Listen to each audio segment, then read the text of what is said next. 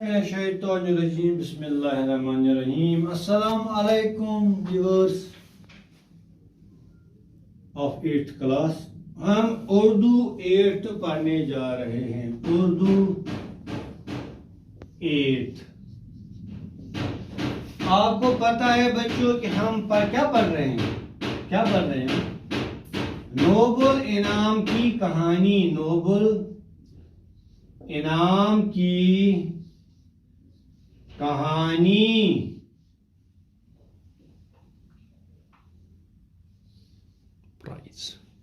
Nobel इनाम की कहानी। हमने इतना पढ़ा, ये डॉक्टर अल्फ्रेड नोबल थे।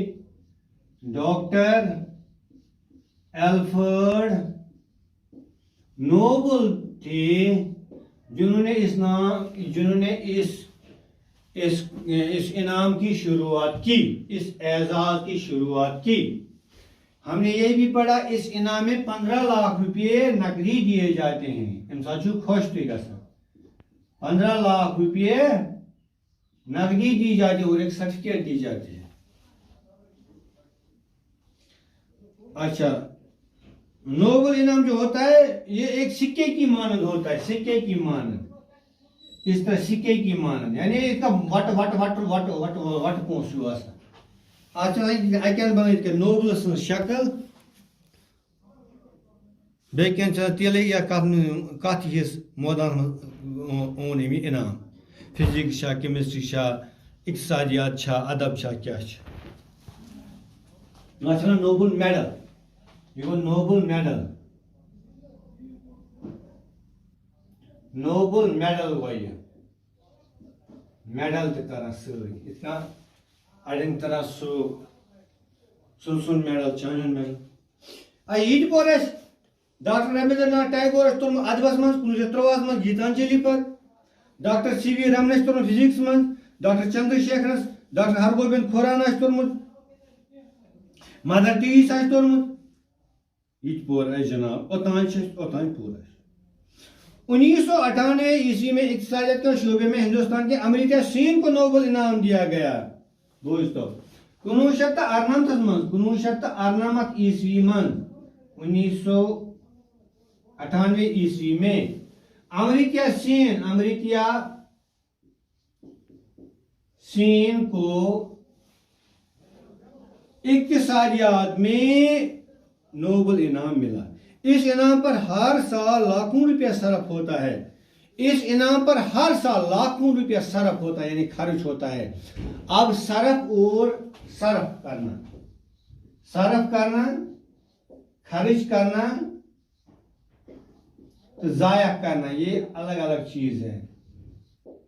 अगर अच्छे काम पर हम खर्च करेंगे तो हुआ सरफ। हमने सरफ किया, हमने मस्जिद बनाई, हमने किसी बीमार की मदद की, हमने किसी भूखे को खिलाया पिलाया, हमने किसी का किराया भर दिया, तो ये जो खर्चा हमने किया ये हमने सरफ किया। अगर हमने फजूल खर्ची की, खुदा न खास्ता कोई नशीली दवाई लाई, कोई किसी बुरे काम पे पैसा खर्च किया, तो हुआ वो जाया करना। ये फर्क है खर्च करने में, सरफ करना और जाया करना। तो इस इनाम पर सरफ होता है पैसा, न कि जाया होता है। इनाम को कायम करने वाले अल्फ्रेड नोबल स्वीडन के रहने वाले थे। वो स्वीडन के रहने वाले थे। उनकी पैदाइश स्वीडन की राजधानी स्टॉकहोम में 21 अक्टूबर 1833 ईस्वी को हुई। ये याद रखो, स्वीडन मुल्क है, यहाँ पैदा हुए ये। अब कहाँ पर पैदा हुए? इनकी राजधानी को दारुल हुकूमत भी बोलते हैं। दारुल हुकूमत, कैपिटल, हुकूमत अंग्रेजी में बोलते हैं कैपिटल। इसको दारुल सल्तनत भी बोलते हैं। दारुल सल्तनत। जब आप उर्दू पढ़ते हैं तो आपको उर्दू का हर एक वर्ड, हर एक नहीं तो 2-3 हम माना पता होना चाहिए। हम माना स्वीडन है मुल्क, तो इसकी राजधानी है स्टॉकहोम। ये राजधानी में जने हैं, पैदा हुए हैं 1833 ईस्वी में। 1833 ईस्वी 1894 ईस्वी में 63 साल की उम्र में उनका इंतकाल हुआ। 1896 में 1896 में इनका इंतकाल हुआ। पैदा हुए यहाँ, इंतकाल हुआ यहाँ।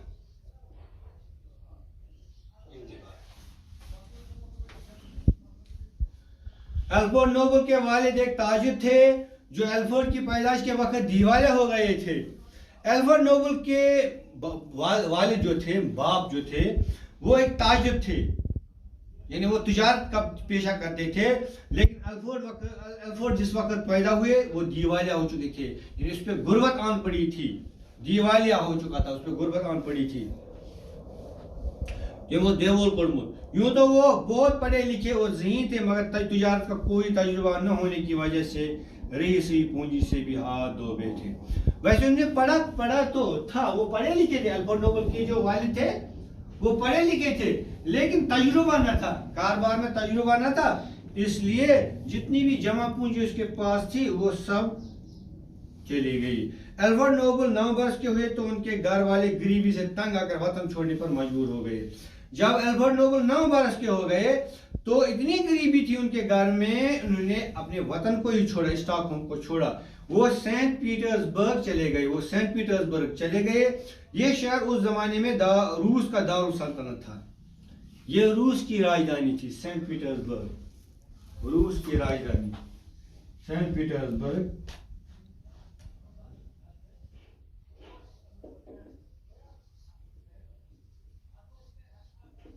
उस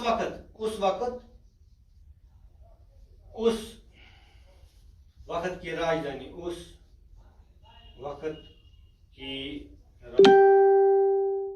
रूसी वो और सेंट पीटर्सबर्ग। कुछ अर्से तक तो अल्फ्रेड की तालीम घर पर ही होती रही, कैंसस टाइम्स पढ़नो माली घरे। जब घर के माली हालात अच्छे हो गए तो बाकायदा तालीम हासिल करने के लिए बाहर गए। जब घर के हालात ठीक हुए, पैसा आना शुरू हो गया, तो ये बाकायदा तालीम के लिए घर से बाहर गया। उन्होंने यूरोप भर का दौरा किया, फिर पैसा आता गया, ये भी दौरा करता गया। उन्होंने यूरोप भर का दौरा किया, पूरे यूरोप का दौरा किया और कई जुबानें सीखी। तो उसने अल्फ्रेड ने जुबानें भी बहुत सीखी। अब वो अपने वालिद के साथ साइंस के तजुर्बा करने में वक्त गुजारने लगे।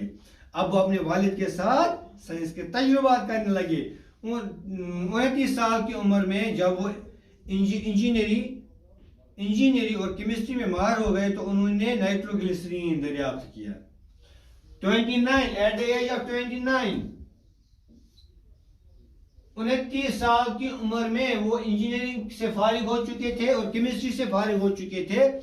तो इसने अपने वालिद के साथ ये तजुर्बा शुरू किए। तो उस वक्त उसने नाइट्रोग्लिसरीन बनाया। नाइट्रोग्लिसरीन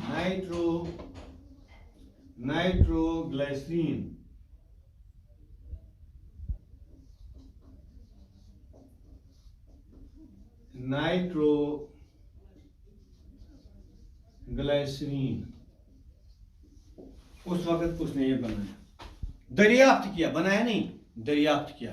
एक होता है दरियाफ्त करना, एक होता है ईजाद करना। Invention this is known as discovery. तो अगर चीज मौजूद हो फिर हमें पता चल जाए उसका, तो ये होता है दरियाफ्त करना। अगर चीज हो ही नहीं, हमने नया बनाया पूरा, तो इसको बोलते हैं ईजाद। जैसे इंजन था ही नहीं, इंजन स्टीम इंजन या ये जो इंजन हमारे बाइकों में चलता है, गाड़ियों में चलता है, तो एडोलिव डीजल ने डीजल इंजन बनाया, तो उसने ईजाद किया, इन्वेंटेड डीजल इंजन। तो अमेरिका, ये था अमेरिका, लेकिन हमें पता नहीं था। फिर किसने बताया हमको अमेरिका?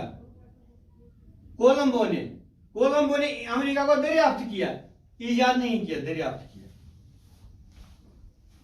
नाइट्रोग्लिसरीन ग्लिसरीन की मिलावट से उन्होंने 1867 ईस्वी में डायनामाइट ईजाद किया। फिर उन्होंने डायनामाइट बनाया इससे। डायनामाइट एक किस्म का बारूद है, एक किस्म का बारूद है जिसकी जरा सी मिकदार बड़े बड़े पहाड़ को मिनटों में उड़ा सकती है। ये ऐसा बारूद है जो मिनटों में पहाड़ को उड़ा सकता है। अब उन्होंने ये बनाया। खुद एल्फ्रेड के छोटे भाई की मौत भी डायनामाइट का गोला फाटने से हुई थी। खुद एल्फ्रेड का जो छोटा भाई था उसकी मौत इससे वाक़ हुई थी। डायनामाइट का गोला फटा था, वो भी मर गया था। ऐसी खतरनाक चीज को एक जगह से दूसरी जगह ले जाना बेहद मुश्किल था। ऐसी खतरनाक चीज को एक जगह से दूसरी जगह ले जाना बहुत मुश्किल था, लेकिन एल्फ्रेड ने वो तरकीबी ढूंढ निकाली जिससे उसको एक जगह से दूसरी जगह हिफाजत के साथ लिया जा सके।